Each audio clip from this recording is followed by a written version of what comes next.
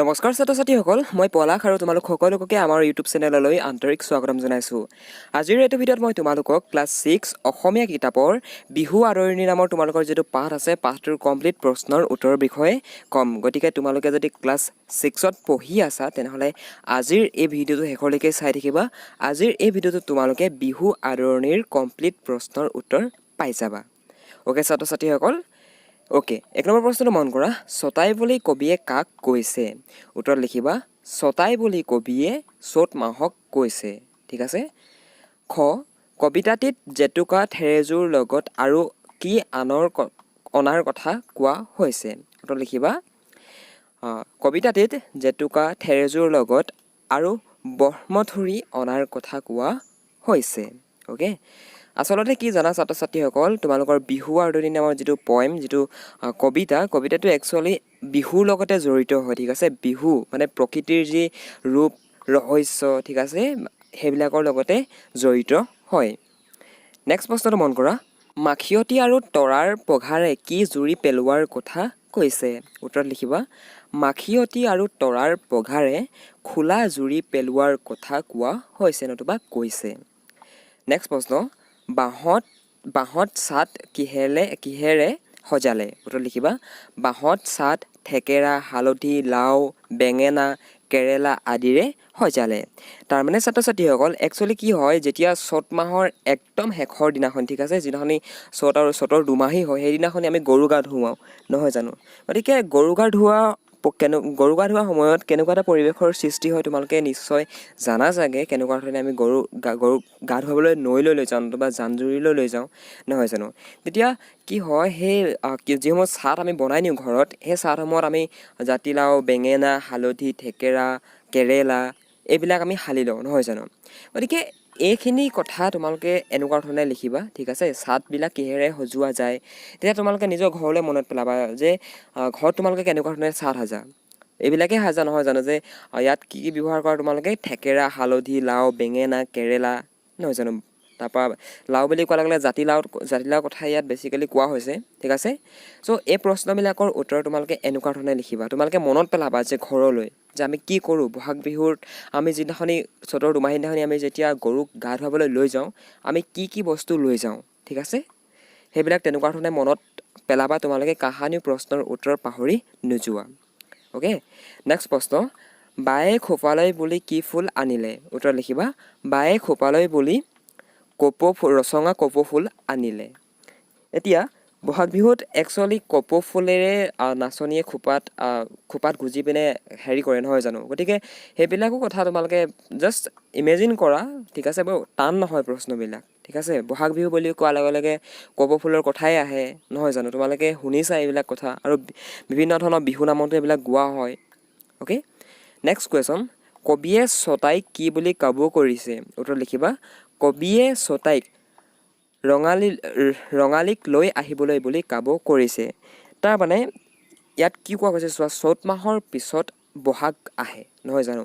এতিয়া ইয়াত ছটায়ে কাবৌ কৈছে। ঠিক আছে, মানে কবিয়ে ছটাইক কাবৌ কৰিছে, মানে চ'ত মাহটোক কৈছে যে কি চ'ত মাহ তুমি সোনকালে যোৱা। মই তোমালোকক জাষ্ট এক্সাম্পলটো দিছোঁ, মানে ৰিকুৱেষ্ট কৰিছে। ঠিক আছে, চ'তৰ পাছতে যিহেতু বহাগ আহে, ৰিকুৱেষ্ট কৰিছে বহাগক আনিবৰ কাৰণে ছটাইক।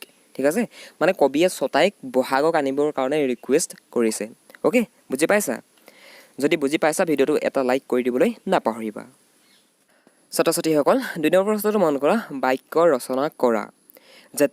জেতুকাত লিখিব পাৰা যে তোমালোকে বহাগ বিহুত মহিলাসকলে জেতুকা লগায়, পুৰুষসকলেও লগায়, বাট বেছিকেলি জেতুকা বস্তুটো মহিলাসকলৰ হয়, ছোৱালীবিলাকৰ হয়। অ'কে, চ' জেতুকাত তোমালোকে এনেকুৱা ধৰণে লিখিবা। নেক্সট আহিলে ভমকা। হৰিয়ে ভমকা ফুলৰ গামোচা লৈ বিহু মাৰিবলৈ গৈছে। অ'কে, চ' তোমালোকে ইয়াত এনেকুৱা ধৰণে লিখিব পাৰা। আঁচু, উত্তৰত লিখিবা ৰমেনে আঁচু সূতা কিনিবলৈ বজাৰলৈ গৈছে। যিসকলে এনেকৈ তাঁত বয় তেওঁলোকে বুজি পাব আঁচু নতুবা ভমকা এইবিলাকৰ কথা। নেক্সটটো মন কৰা। শাল, খুৰীয়ে শালত গামোচা বোলাইছে। দিহা, বৰ সভাৰ গাঁৱৰ ৰাইজে দিহা নাম গাইছে। 3 নম্বৰটো মন কৰা। লিংগ নিৰ্ণয় কৰি তালিকা পূৰ কৰা। অ'কে, ইয়াত মানে তোমালোকৰ কিতাপত মন কৰিবা কিতাপত দিয়া আছে ওকে তাৰ উত্তৰকেইটাহে তোমালোকক ইয়াত দেখুৱাই দিছোঁ যে লিংগ নিৰ্ণয় কৰা পুলিংগ এফালে দিয়া আছে আনফালে দিয়া আছে স্ত্ৰীলিংগ ঠিক আছে পিতাই ককাই জোঁৱাই পিতাই খুৰী আইতা বাইদেউ আই শাহু নন্দন এইকেইটা অপশ্যন তোমালোকৰ দিয়া আছে ঠিক আছে গতিকে ইয়াৰ পৰা চাই তোমালোকে তোমালোকৰ কিতাপত এইকেইটা লিখি ল'বা ঠিক আছে 4 নম্বৰটো মন কৰা শব্দবোৰ বহুবচনত প্ৰকাশ কৰা ইয়াত একবচন আৰু বহুবচনৰ কথা আহে তোমালোকৰ ঠিক আছে ইয়াত দুটা অপশ্যন থাকিব একবচন আৰু বহুবচন তোমালোকৰ এই প্ৰশ্নটো তোমালোকৰ কিতাপতো আছে গতিকে তোমালোকে কিতাপতো মন কৰিব পাৰা ককাই ককাই দেউহঁত মানে ককাই বুলি কোৱাৰ লগে লগে এজনক বুজাইছে নহয় জানো এটা ইয়াত একবচনত আছে এইটো যদি আমি বহুবচনলৈ দিওঁ তেনেহ'লে কি হ'ব ককাই দেউহঁত হত বুলি কোৱাৰ লগে লগে বহুতক বুজায় অ'কে ক্লিয়াৰ হৈছেনে বাৰু গামোচাবোৰ নতুবা গামোচাবোৰ এটা গামোচা বুলি কোৱাৰ লগে লগে কি হৈছে ইয়াত এটা কথা বুজা হৈছে যে গামোচা ঠিক আছে ইয়াক কি ক'ব দিছে আমাক বহুবচনত নিব দিছে আৰু বহুবচনত কি হ'ব বুৰ মানে গামোচাবোৰ ঠিক আছে গামোচাবোৰ বুলি কোৱাৰ লগে লগে তাত বহুত আহিছে নহয় জানো তোমালোকে যদি অসমীয়া গ্ৰামাৰত অলপ প্ৰব্লেম পাই আছা নতুবা অসমীয়া গ্ৰামাৰ হওক ইংলিছ গ্ৰামাৰ হওক তেনেহ'লে মোক কমেণ্ট কৰি জনাবা আৰু মই অলৰেডি তোমালোকৰ অসমীয়া আৰু ইংলিছ দুইটা লেংগুৱেজৰে গ্ৰামাৰসমূহৰ বিষয়ে অলৰেডি ভিডিঅ' বনাই আহিছোঁ গতিকে সেই ভিডিঅ'বিলাক তোমালোকে চাবা তেতিয়া এইবিলাক তোমালোকে ভালদৰে বুজিব পাৰিবা নেক্সট আহিলে তোমালোকৰ মানুহ হ'লে হ'ব মানুহবিলাক নতুবা মানুহবোৰ এটা মানুহ বুলি কোৱাৰ লগে লগে একবচনত আছে মানে দেখুওৱা নাই কেৱল মাত্ৰ ইয়াত নামটোহে কোৱা হৈছে যে মানুহ ঠিক আছে ইয়াত কেৱল মাত্ৰ আমাক এটা টিপ দিয়া হৈছে যে কি মানুহ এতিয়া মানুহক আমি বহুবচনলৈ নিব গ'লে কি হ'ব মানুহবিলাক নতুবা মানুহবোৰ অ'কে পিঠাবোৰ হ'ব নতুবা পিঠাবিলাক এনেকুৱা ধৰণে হ'ব তোমালোকৰ বাইদেউসকল ঠিক আছে বাইদেউ বুলি কোৱাৰ লগে লগে এটা বচনক বুজোৱা হয় মানে একবচন ছিংগুলাৰ নাম্বাৰ অ'কে বাট একবচনটোক আমি যদি বহুবচনলৈ নিওঁ তেনেহ'লে কি হ'ব বাইদেউসকল নতুবা বাইদেউহঁত ঠিক আছে বুজি পাইছা নেক্সট কুৱেশ্যনটো মন কৰা অৰ্থ প্ৰকাশ হোৱাকৈ তলৰ শব্দবোৰেৰে বাক্য সাজা ঠিক আছে এটা টকা হ'ল যে এই কিতাপখনৰ দাম 50 টকা মানে এইটো টকা হৈছে কি পইচা মনি অ'কে আন এটা টকা হৈছে বিহুত আমি টকা বজাওঁ ঠিক আছে তোমালোকে দেখিছে চাগে টকা টকটককৈ বাজে যে টকা বাঁহৰ বনোৱা হয় বাঁহৰ দ্বাৰা অ'কে চ' এটা টকা মানে কি ক'লোঁ এটা টকা মানে হৈছে পইচা আৰু আনটো টকা হৈছে এটা সাজুলি এটা ইনষ্ট্ৰুমেণ্ট হয় ঠিক আছে এটা মিউজিকেল ইনষ্ট্ৰুমেণ্ট নেক্সট মন কৰা এটা বাট মানে হৈছে ৰামে বহু দিনৰ পৰা ৰোগত ভুগি আছে মানে এটা বাট মানে হৈছে এটা ৰোগ ঠিক আছে এবিধ ডিজিজৰ নাম বাট ৰোগ শুনিছে চাগে তোমালোকে আৰু নুশুনিবও পাৰা আজিকালি প্ৰায় নহয়েই বাট ৰোগ 2 নম্বৰ বাটটো হৈছে বৰ্তমানে বহুতো গাঁৱৰ বাট পথ পকী হৈছে মানে 2 নম্বৰ বাটটো কি 2 নম্বৰ বাটটো মানে হৈছে ৰাস্তা পদূলি অ'কে ৰোড মানে নেক্সট মন কৰা থালত আমি ভাত খাওঁ অ'কে আৰু এটা থাল মানে কি আম গছৰ বহুতো ঠাল ঠেঙুলি থাকে এটা থালে গছক বুজোৱা গৈছে গছৰ ঠাল ঠেঙুলিক আৰু এটা থালে আমাৰ কাঁহীখনক বুজোৱা গৈছে য'ত নেকি আমি ভাত পানী খাওঁ জুৰি বাৰিষা জান জুৰি পানীৰে উপচি পৰে অ'কে এতিয়া